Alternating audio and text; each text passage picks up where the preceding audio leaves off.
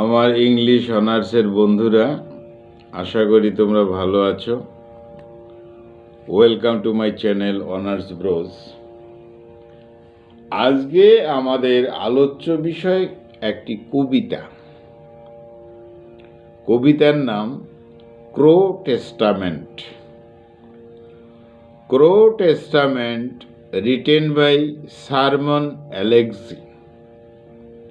আমরা প্রথমে আমাদের কবি সারমন অ্যালেক্সি সম্পর্কে কিছু জেনে নেব। কবি সারমন অ্যালেক্সি একজন নেটিভ কৃষ্ণাঙ্গ আমেরিকান নভেলিস্ট। তিনি শর্ট স্টোরি রাইটার, তিনি কবি, তিনি ফিল্ম মেকার। যাই হোক, আমেরিকান বুক অ্যাওয়ার্ড এবং ন্যাশনাল বুক অ্যাওয়ার্ড পুরস্কারে পুরস্কৃত হয়েছিলেন আমাদের কবি সারমন অ্যালেক্সি। যাই হোক, আসা যাক আমাদের কবিতার বিষয়ে।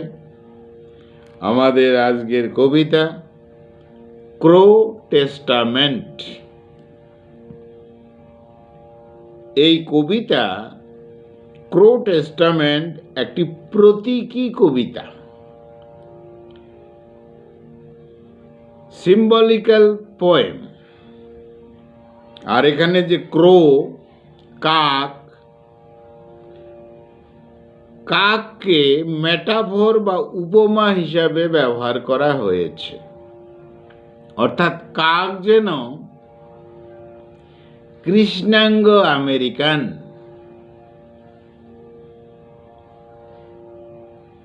অর্থাৎ এই কবিতায় যে দুটি মূল বিষয়, তা হলো নেটিভ আমেরিকান বা কৃষ্ণাঙ্গ আমেরিকানদের কাক বলে উল্লেখ করা হয়েছে,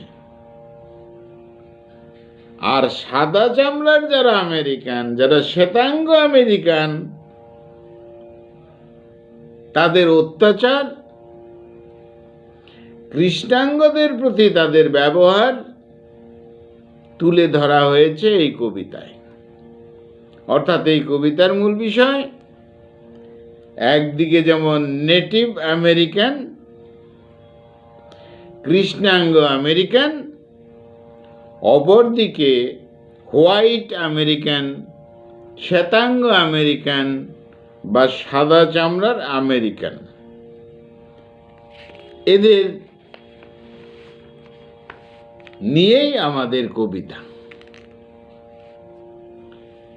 নেটিভ আমেরিকান বা কৃষ্ণাঙ্গ আমেরিকানদের জীবন বৃত্তান্ত, তাদের অসহায় অবস্থা, তাদের সার্বিক পরিস্থিতি এই কবিতার মধ্যে আমরা পাব। সঙ্গে সঙ্গে আমরা পাব হোয়াইট আমেরিকানদের অত্যাচার, তাদের ব্যবহার কার উপর? কৃষ্ণাঙ্গদের উপর, সে কথাও আমরা পাব।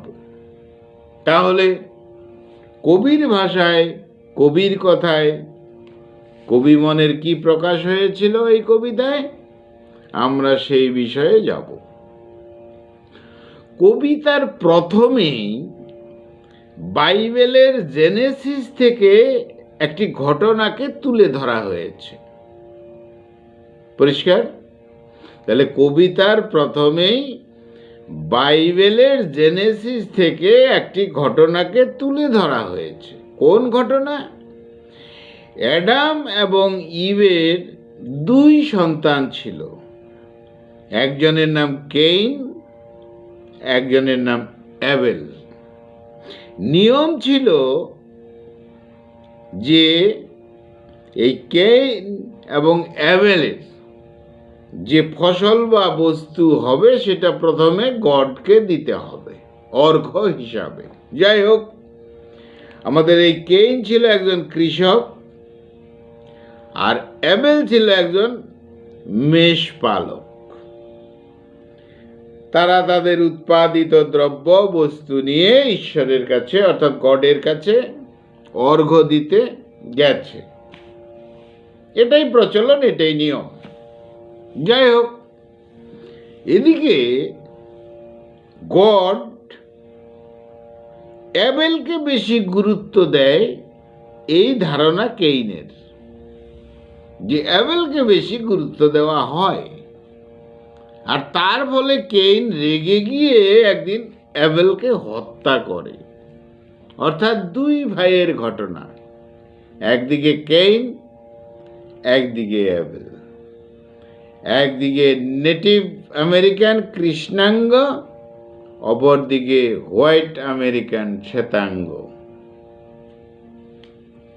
তুলনা করেছেন কবি। অর্থাৎ কি না, দুই ভাইয়ের সমস্যা, সাদা চামড়ার আমেরিকান এবং কৃষ্ণাঙ্গ আমেরিকান, এই দুই ভাইয়ের সমস্যা তুলে ধরা হয়েছে কবিতায়।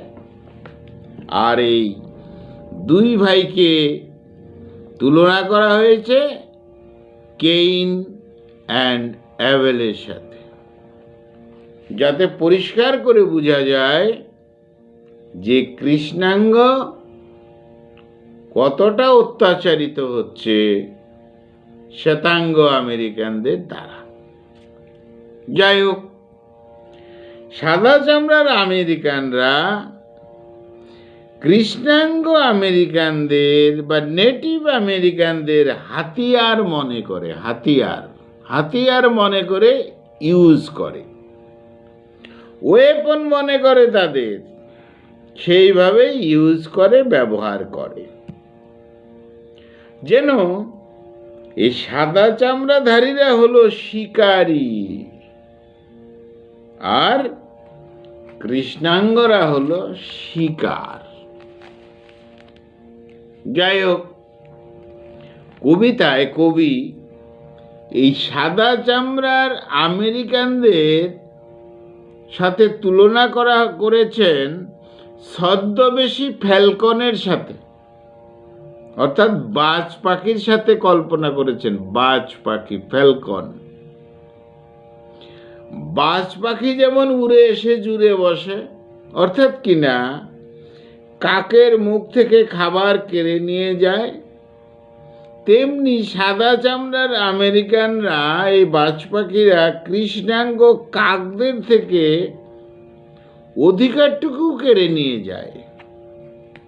তাহলে কাক কৃষ্ণাঙ্গ, সাদা চামড়ার আমেরিকান ফ্যালকন বা বাজ পাখি। আরেকটা তুলনা হলো, প্রথম তুলনা হয়েছিল দুই ভাই কেইন অ্যান্ড অ্যাবেলের সঙ্গে। আবার আমাদের কাছে পরিষ্কার হলো কৃষ্ণাঙ্গ হলো কাক আর শ্বেতাঙ্গ আমেরিকান হলো বাজ পাখি। অর্থাৎ বাজ পাখি যতটা অত্যাচার করে কাকের প্রতি, ততটাই এই সাদা চামড়ার আমেরিকানরা অত্যাচার করে কৃষ্ণাঙ্গদের প্রতি। শ্বেতাঙ্গ আমেরিকানরা, সাদা চামড়ার আমেরিকানরা নিষ্ঠুরতার যে প্রতিচ্ছবি, কার উপর? নেটিভ বা কৃষ্ণাঙ্গ আমেরিকানদের উপর, সেটাকে তুলে ধরেছেন কবি। কবি বলেছেন, কাক যেমন সমুদ্র পাড়ি দিতে পারে না, কাক যেমন সমুদ্র পাড়ি দিয়ে পালাতে অক্ষম, তেমনি নেটিভ বা কৃষ্ণাঙ্গ আমেরিকানরা পালাতে অক্ষম। তার মানে ইঙ্গিত রয়েছে, যদি পালাতে পারতো তাহলে কবেই চলে যেত, আমেরিকা ছেড়ে চলে যেত। কেন চলে যেত? শ্বেতাঙ্গ আমেরিকানদের অত্যাচারে। অর্থাৎ কবি বলেছেন যে এই কৃষ্ণাঙ্গদের জন্ম যেন শ্বেতাঙ্গদের অত্যাচার সহ্য করার জন্য, তাদের দাসত্বের জন্য।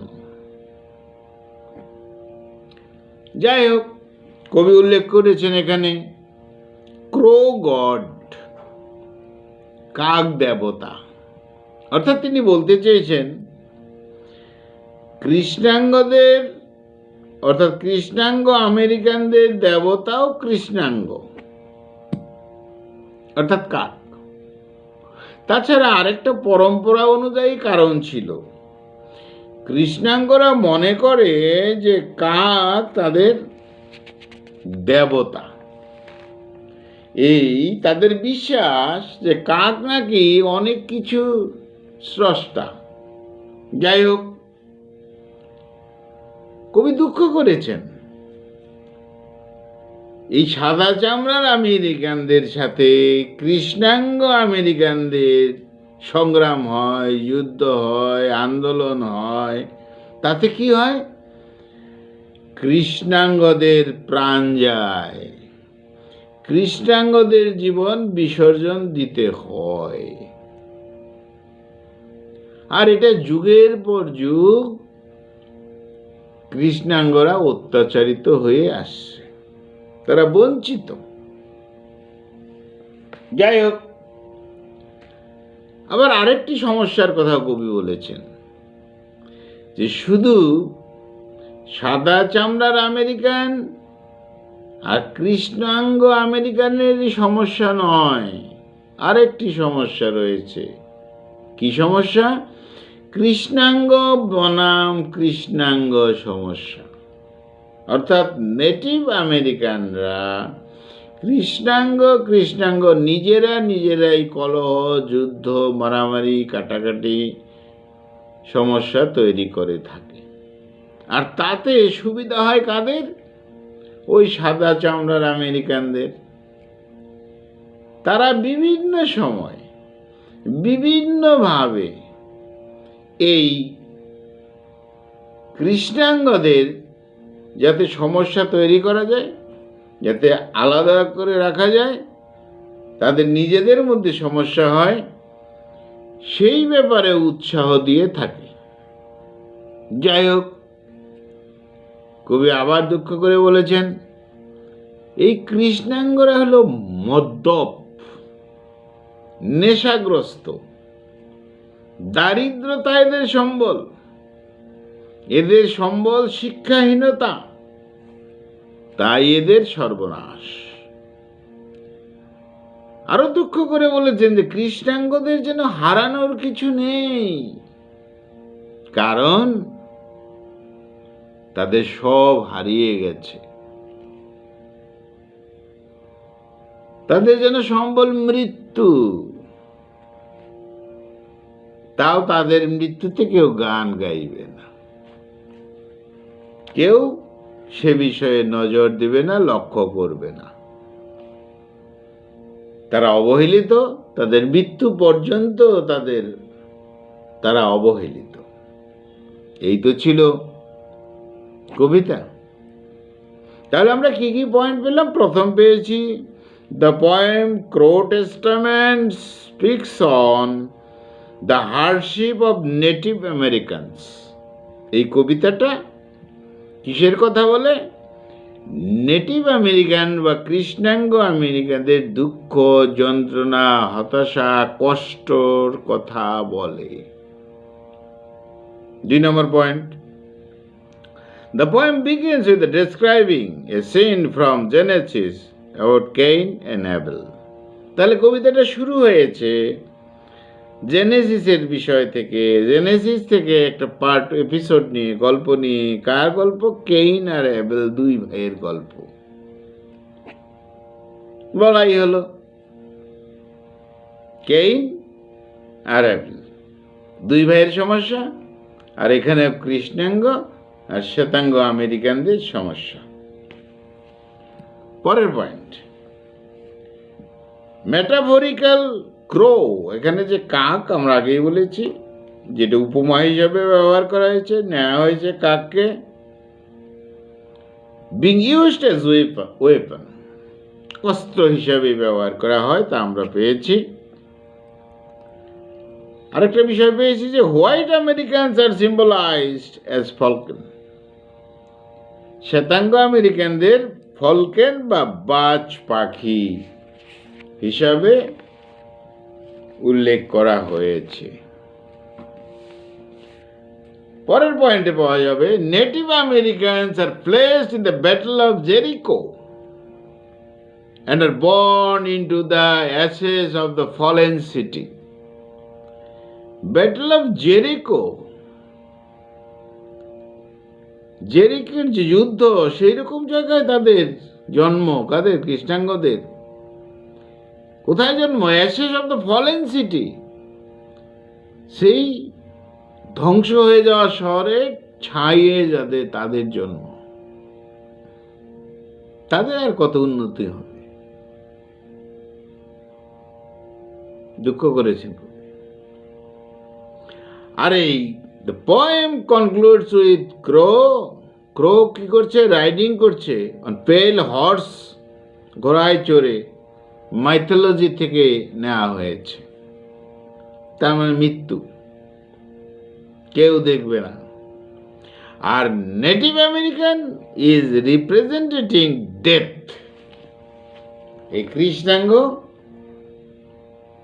বিষয়টাই হলো তাদের ডেথ, সর্বনাশ, শেষ, মৃত্যু।